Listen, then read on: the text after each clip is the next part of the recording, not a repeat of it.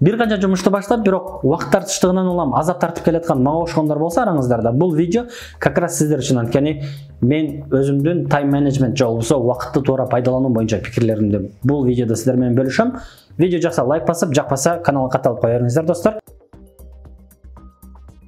Тайм менеджмент же болбосо убакытты башкаруу атам заманынан бери адамдардын башына ооруп келген маселе. Бул тема боюнча толтура китептер жазылган, толтура ыкмалар бар. Менин колдонгон жана пайдасын көргөн бир ыкмам бар. Бул ыкманы сиздер менен азыр бөлүшөм. Маселе мындай. Биз неге тайм менеджменттен азап тартабыз? Анткени жеткибиз келген бир максат бар, ошол максатка жете албайбыз. Андыктан тайм менеджменттин биринчи мыйзамы максат болуш керек. Максат белгиленгенден кийин бул максатка жеткире турган бардык жумуштарды кагазга жазып чыгабыз. Муну кылышым керек, тигини кылышым керек, бул адам менен таанышышым керек, могул нерсени сатып алышым керек, бул китепти окушум керек деген сыяктуу бардык кылына турган иштерди жазабыз. Жазгандан кийин ошол эле кагаздын асты жагына мындай 4 категория кылабыз, иш кылып 4 таблица жазабыз. Таблицанын биринчи ячейкасына эмне жазылат? Срочный жана важный жумуштар жазылат. Ал эми экинчи категория, экинчи ячейкасына болсо важный, но не срочный жумуштар жазылат. Мисалы, менин жагдайымда срочный и важный болгон жумуш бул деген батыраак команданы түптөп, батыраак жумуштарымды системага салуу. Бардык нерсенин аркасынан өзүм чуркап жүрө бербешим үчүн батыраак команданы түптөшүм керек. Болбосо аябай чарчап калып жатам жана убактым жетпей жатат.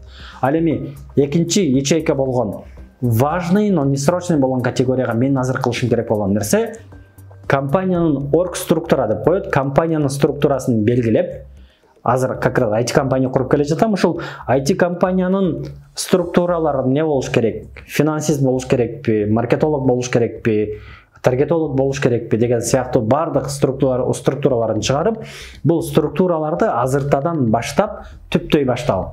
Кудайым буйруса, жакынкы айларда жарым жыл болсун, 1 жыл болсун, бул толук кандуу бир IT компания болуп түптөлөт, бирок ошону түптөшүм үчүн азыртадан камымды көрүш керек. Получается эмне болот достор? Срочный жана важный жумуштар азыр кылбай койсоңуздар, бир жуманын ичинде, 10 күндүн ичинде сиздерге деген кыйынчылык жарата турган жумуштар. Ал эми важный, но не срочный болгон жумуштар азыртадан аракетиңиздерди кылбасаңыздар, жарым жылдан кийин же 1 жылдан кийин сиздерди тупикке такап кое турган проблемалар, же болбосо жумуштар. Буларды азыртан акырын-акырын кыла бериш керек. Үчүнчү категория эмне достор? Үчүнчү категория бул делегирование деп койсо болот. Сиздер өзүңүздөр кылбасаңыздар деле сиздердин ордуңуздарга башка бирөө кыла ала турган жумуштар. Биздеки бардык эле нерсени өзүм кылышым керек деген бир тотальный контроль деген туура эмес түшүнүк бар. Эгерде сиздердин кылып жаткан жумуштарыңыздарды сиздердин командаңыздагы, сиздин жаныңыздагы башка бирөө жок дегенде бир 60%га кыла алса, лучше ошого берип коюңуз дагы, сиз өзүңүз дагы маанилүү болгон жумуштар менен убактыңызды өткөрсөңүз туурараак болот. Ал эми таблицанын 4-чү ячейкасында эмнелер жазылат достор?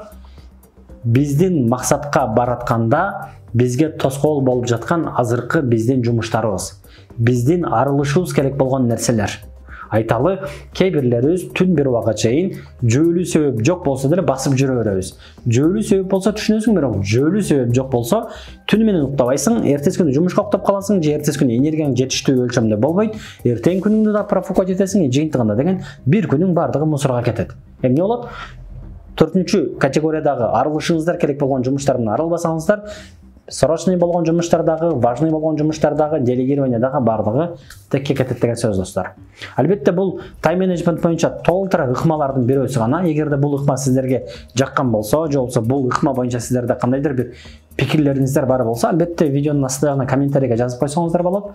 Дегеле достор, каналга катталып, кийинки видеолордон көрүшкөнгө чейин аман болуңуздар.